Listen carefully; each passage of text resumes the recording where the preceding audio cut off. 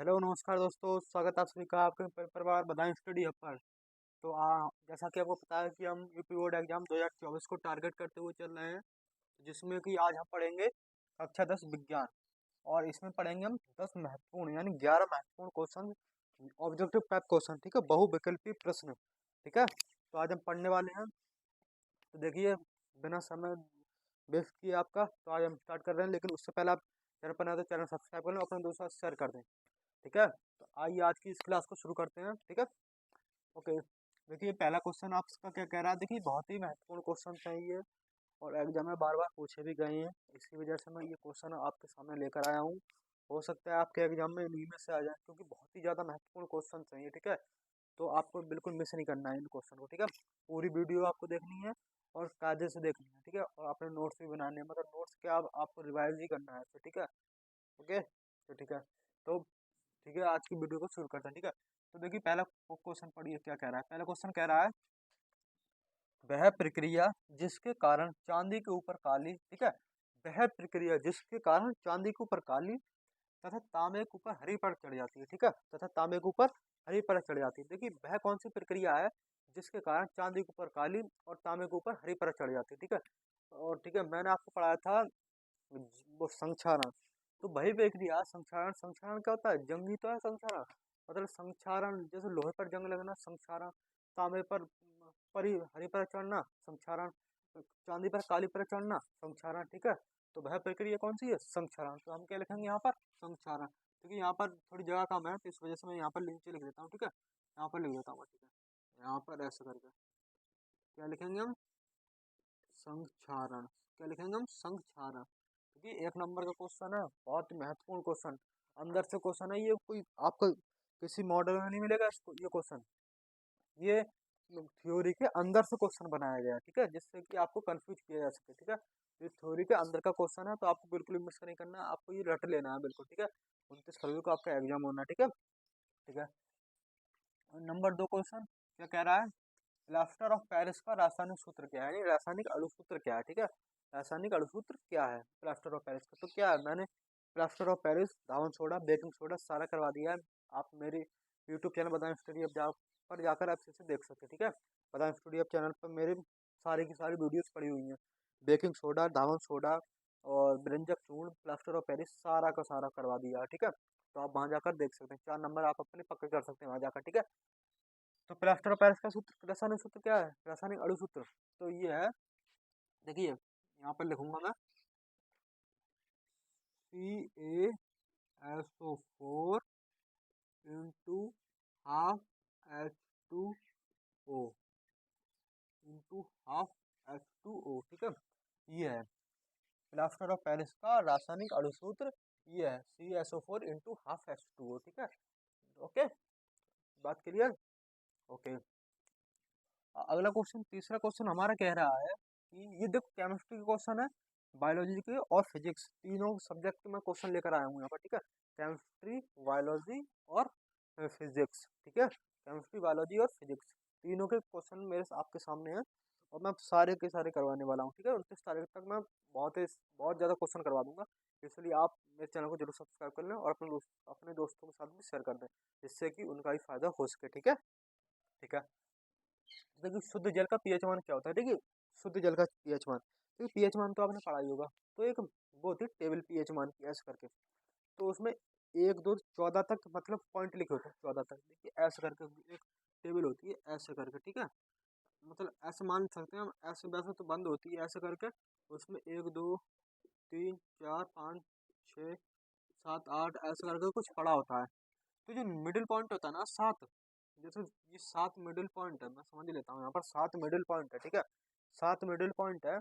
तो ये 7 होगा ना, तो 7 पर तो होगा उदासीन, और 7 से ऊपर, जैसे 7, 7 से इधर को आएंगे, इधर को तो अम्लीयता बढ़ती जाएगी। ठीक है, 7 से इधर को आएंगे, यानी एक की तरफ को आएंगे, तो अम्लता बढ़ती जाएगी। ठीक है, और 7 से 14 की तरफ जाएंगे ना, तो क्षारीयता बढ़ती जाएगी। ठीक है, तो क्या बढ़ती जाएगी? क्षारीयता। तो देखिए, तो अम्ली 7 से इधर को आएंगे तो अम्लीयता बढ़ती जाएगी, 7 से 1 की तरफ को आएंगे, ठीक है, उल्टा आएंगे। और 7 से आगे को जाएंगे, 6 7 8 9 14 तक जाएंगे, तो क्षारीयता बढ़ती जाएगी। तो देखिए, हमारा जल क्या है? ना तो हमारा जल अम्लीय है और ना ही क्षारीय है, हमारा जल क्या है, उदासीन है, ठीक है। ना तो वो खट्टा है ना ही मीठा है, ठीक है। तो हमारा जल क्या है, उदासीन है, तो हमारे जल का पीएच मान क्या होगा, 7 होगा। क्या होगा, जल का पीएच मान क्या होगा, 7 होगा। जल का पीएच मान क्या होगा, 7 होगा। आपको रटना है, ठीक है, रटना नहीं है, मतलब समझना है आपको, ठीक है। समझो आप। तो हमारे शुद्ध जल का पीएच मान क्या होगा, शुद्ध जल का पीएच मान, शुद्ध जल का पीएच मान होगा हमारा 7। क्या होगा, 7। तो आपको ये चीज याद रखनी है, ठीक है।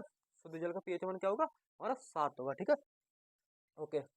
अगला क्वेश्चन कह रहा है आपका चौथा नंबर वाला क्वेश्चन। देखिए बायोलॉजी शुरू हो गई यहाँ से, ठीक है। 3 क्वेश्चन केमिस्ट्री के रहे और 4 क्वेश्चन रहेंगे, 3 क्वेश्चन बायोलॉजी के रहेंगे और 4 क्वेश्चन आपके फिजिक्स के रहेंगे, ठीक है। ऐसे ऐसे करते हम बहुत सारे क्वेश्चन कर लेंगे, ठीक है। आपके एग्जाम में जरूर मिलेंगे ये क्वेश्चन, ओके, ठीक है। तो चौथा क्वेश्चन कह रहा है आपका, जैव विकासवाद के सिद्धांत को प्रतिपादित किया है, यानी जैव विकास के सिद्धांत को, जैव विकासवाद के सिद्धांत को किसने किसने प्रतिपादित किया, ठीक है। तो किसने किया भाई, ठीक है। लैमार्कवाद और डार्विनवाद तो पढ़ा ही होगा आपने, ठीक है। नहीं पढ़ा तो मैं वो भी पढ़ाने वाला हूँ, ठीक है। तो ठीक है, अगली वीडियो में वो भी आ जाएगा, ठीक है, लैमार्कवाद और डार्विनवाद, ठीक है।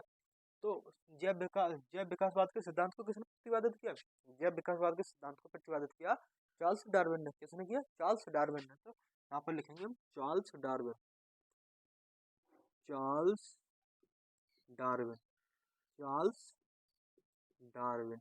किसने किया, चार्ल्स डार्विन, ठीक है, चार्ल्स डार्विन ने, ठीक है।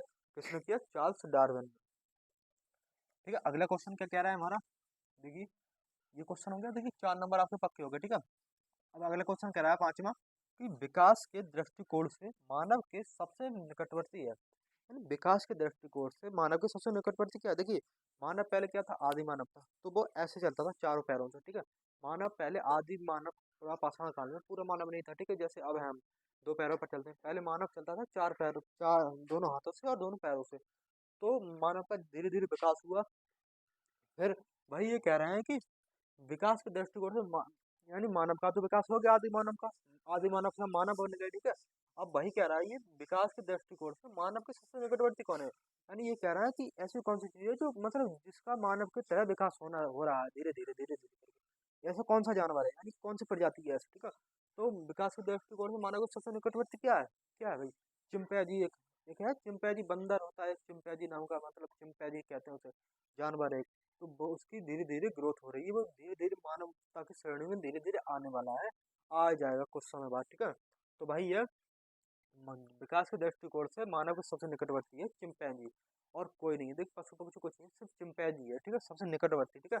और उससे निकटवर्ती कोई और होगा, उससे निकटवर्ती कोई और होगा, लेकिन मानव के सबसे निकटवर्ती है चिंपैंजी, ठीक है। तो हम क्या लिखेंगे यहाँ पर, चिंपैंजी, चिंपैंजी, चिंपैंजी, क्या लिखेंगे, चिंपैंजी, ओके, चिंपैंजी, ओके, ठीक है। अगला क्वेश्चन क्या कह रहा है आपसे, छठा क्वेश्चन है हमारा, मास्टर ग्रंथि किसे कहते हैं, मास्टर ग्रंथि किसे कहते हैं भाई, जिसको मतलब सभी ग्रंथियों के राजा कहा जाता है, मास्टर ग्रंथि उसे तो कहते हैं जिसको राजा है। तो मास्टर ग्रंथि हम किसे कहेंगे, मास्टर ग्रंथि कहते किसे हैं, ठीक है।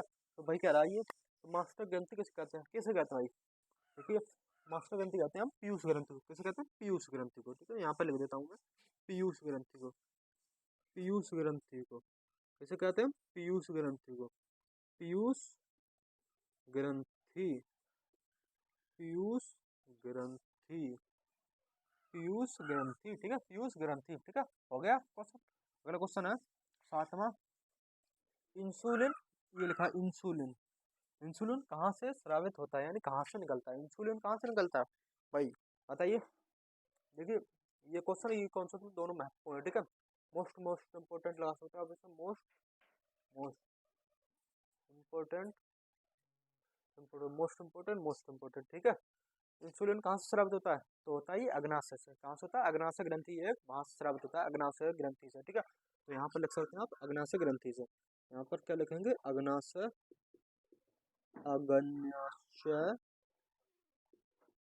ग्रंथि से, अग्नाशय ग्रंथि से, अग्नाशय ग्रंथि से, ठीक है मेरे भाई, अग्नाशय ग्रंथि से, अग्नाशय ग्रंथि से, ठीक है, ओके, क्लियर। बायोलॉजी भी आपकी यहाँ पर खत्म हो गई, ठीक है। अब फिजिक्स शुरू होती है यहाँ से, ठीक है। तो अगला क्वेश्चन क्या कह रहा है आपसे, आठवां क्वेश्चन जो कह रहा है वो कह रहा है आपसे, फोकस दूरी f फोकस दूरी स्मॉल एफ तथा वक्रता त्रिज्या स्मॉल आर के बीच संबंध है। यानी फोकस दूरी और वक्रता त्रिज्या के बीच क्या संबंध होता है मेरे भाई, ठीक है। फोकस दूरी और वक्रता त्रिज्या के बीच क्या संबंध होता है, ठीक है। तो भाई सब ये पूछ रहा है फोकस दूरी और वक्रता त्रिज्या के बीच क्या संबंध है, बताइए। फोकस दूरी और वक्रता त्रिज्या के बीच संबंध होता है, देखिए एफ बराबर R upon two, R upon two, F बराबर आर अपॉन टू। फोकस दूरी और वक्रता त्रिज्या के बीच में संबंध है, ठीक है। फोकस दूरी और वक्रता त्रिज्या के बीच में संबंध है, ठीक है। अगर यही पूछ लेता कि मतलब यहाँ से यहाँ पर आप ये भी कर सकते हैं, आर बराबर 2f कर सकते हैं, ठीक है। 2f, आर बराबर 2f, ठीक है, आज करके। और एफ बराबर होता है आर बटे 2, ठीक है। वाला क्वेश्चन क्या कह रहा है, एक स्वस्थ, ये कह रहा है एक स्वस्थ मानव नेत्र के लिए स्पर्श दूरी की न्यूनतम दूरी कितनी होती है।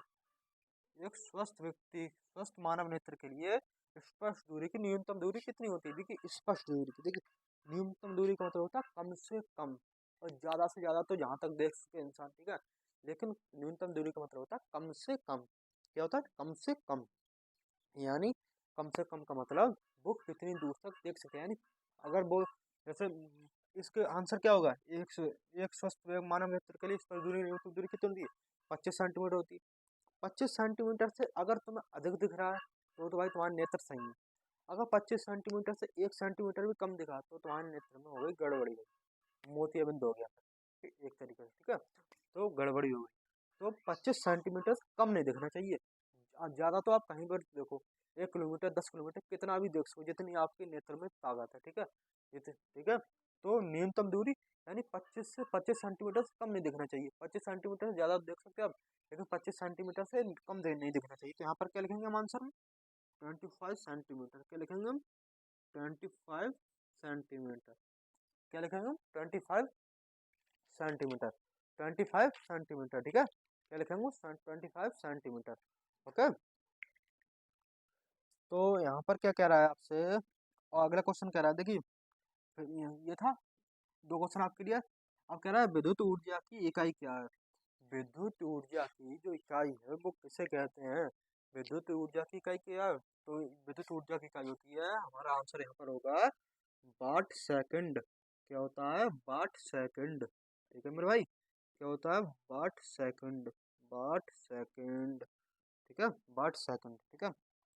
अब अगला क्वेश्चन क्या कह रहा है आपसे, विद्युत ऊर्जा का मात्रक क्या होता है। देखिए इकाई और मात्रक दोनों अलग अलग बात है, ठीक है। इकाई और मात्रक दोनों अलग अलग बात है, ठीक है।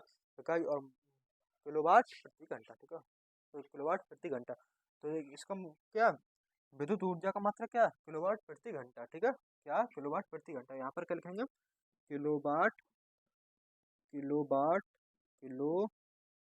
किलोवाट प्रति घंटा, किलोवाट प्रति घंटा, किलोवाट प्रति घंटा, किलोवाट प्रति घंटा, ओके। तो ये मैंने सारे क्वेश्चन आपको करवा दिए, 11 महत्वपूर्ण क्वेश्चन थे ये। आप इनको जरूर तैयार कर लीजिएगा, क्योंकि बहुत ही सरल क्वेश्चन है और बहुत ही इंपॉर्टेंट क्वेश्चन भी है भाई, ठीक है। सरल भी है और इम्पोर्टेंट भी है, ठीक है। ये सरल है तो इसका मतलब ये नहीं कि इम्पोर्टेंट नहीं, बहुत इंपॉर्टेंट है भाई। प्रीवियस ईयर क्वेश्चन है ये, ठीक है, जो पूछे गए हैं एग्जाम में, ठीक है, वही क्वेश्चन है। अपनी तरफ से बनाकर नहीं लाया हूँ, ठीक है। थ्योरी में छांट छांट कर लिखे हैं ये, ठीक है, आपके लिए जो आए हुए हैं पेपर में, ठीक है। तो आप इन्हें जरूर तैयार कर लीजिएगा।